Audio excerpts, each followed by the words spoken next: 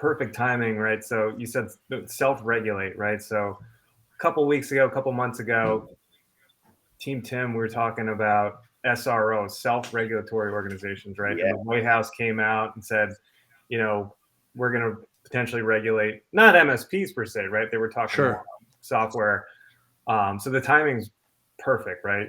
CJ, in terms of, why do we couldn't be better timing.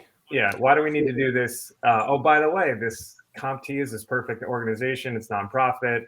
And they're looking to bring best practices. I know some people don't like to say that, to MSPs, and there'll be a certification process. There'll be an audit process. And, so I think it's awesome. And I'm really glad you're the guy running it, and the timing is perfect. So one of the things that has come out is the reboot of the Trustmark would be to say, how about you use the Trustmark to show proof that you are an MSP or whatever you want to be called, but you are at least defined from a security standpoint at a minimum of having something like the Trustmark in place, so that at least the security posture is there. How you offer your professional services, well, we can keep that under wraps, right? Like that's your secret sauce, and more power to you. We are an industry that's not regulated in the United States, right? So if we look at other countries, the UK is an example, there are some cybersecurity regulations. And I think one of the things that we would say here in the US is that we don't want that to happen to us. It'd be better for us to self-regulate than to be dictated and regulated. So, and I think part of the reason that we haven't seen it materialize in the United States, especially, we make up a small enough percentage of the gross domestic output that it's not. It hurts. Yeah.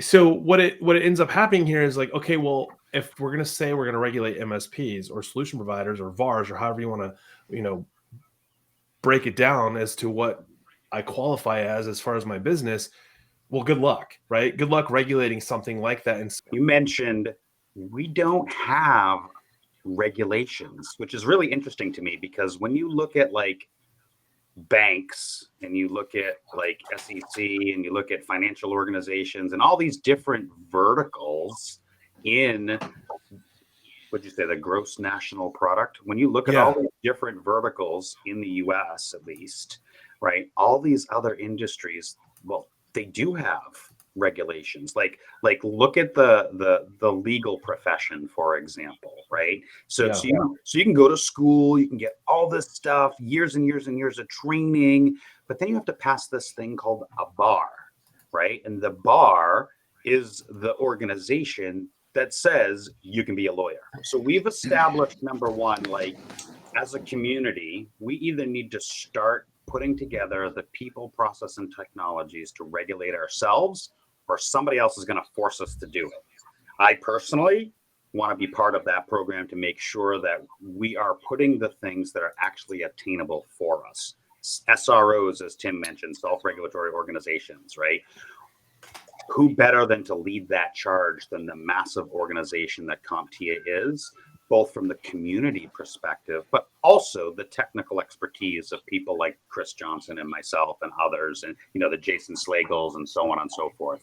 As an MSP, we know like we have access to some very sensitive stuff and some very like private stuff. Like we have the keys to the kingdom, but yet we are the keys. We're not regulated. The last thing you want is 100 senators telling you how to run your business, how to govern your business. I think it's great for like we were talking about. It seems almost insane providing security that we wouldn't be viewing it in a responsible manner. Regulation is going to come one way or another, and I think being proactive, it goes with your train of thought, does it not, Tim? Left of boom, right?